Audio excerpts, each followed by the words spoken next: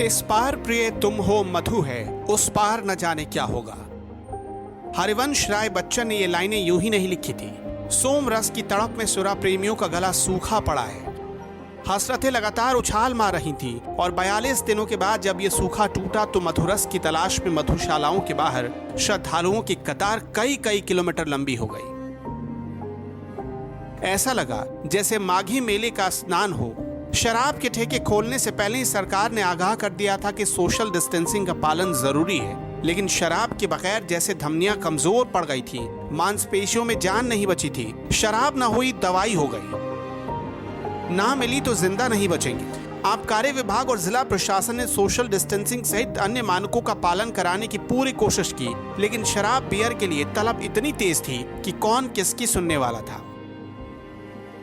ऊपर से यह आशंका खाई जा रही थी कि कल से फिर ठेके पर ताला न लग जाए। जिंदगी रहे ना रहे, दुनिया रहे ना रहे, घर में अनाज का दाना रहे ना रहे, लेकिन शराब की कमी नहीं होने देनी चाहिए। एक अनुमान के मुताबिक सामान्य दिनों की तुलना में दोगुनी शराब एक दिन में बिक गई। सोमवार को सुबह 10 बजे से शाम 7 बजे तक खुली दुकानों का 80% स्टॉक एक ही दिन में खत्म हो गया। उत्तर प्रदेश के लोगों ने 300 करोड़ रुपए से ज्यादा की शराब खरीद डाली। आम दिनों में 13 लाख लीटर देसी, तकरीबन 6.5 लाख बोतल अंग्रेजी और 12.5 लाख केन की बिक्री होती रही है। ये बिक्री दोगुना से ज्यादा हुई। प्रति व्यक्ति एक बोतल खरीद का स्टैंडर्ड तय होने के बावजूद कई लोगों ने 10-10 बोतलें खरीदी।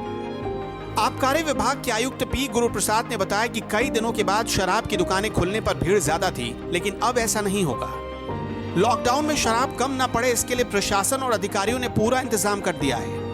प्रदेश की सभी 25 डिस्टिलरियों में काम शुरू हो गया है। माल की सप्लाई तेज कर दी गई है। ललितपुर, आगरा, गाजियाबाद में भी दुकानें खुलने लगी हैं। उत्तर प्रदेश में 25,000 शराब की दुकानें हैं। कंटेनमेंट, हॉटस्पॉट और शॉपिंग मॉल की 1800 दुकानें बंद रही।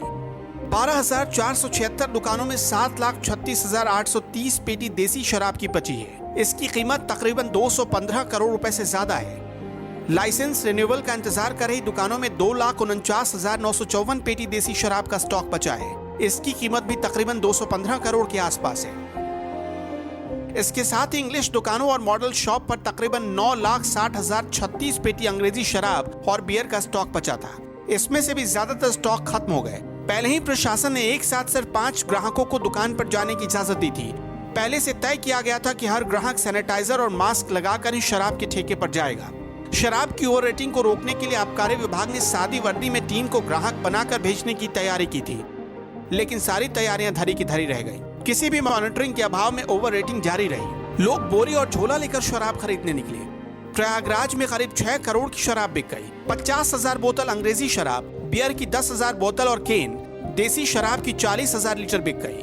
प्रतापगढ़ में करीब 40 लाख रुपए की शराब बिकी। कौशाम्बी में इतनी शराब बिकी कि स्टॉक ही कम पड़ गई।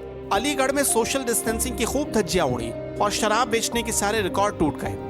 साशनी गेट की एक दुकान पर तकरीबन हर दिन 1.25 लाख रुपए की शराब बिकती थी, लेकिन सोमवार को अकेले वहां 7.5 लाख रुपए की शराब बिक गई।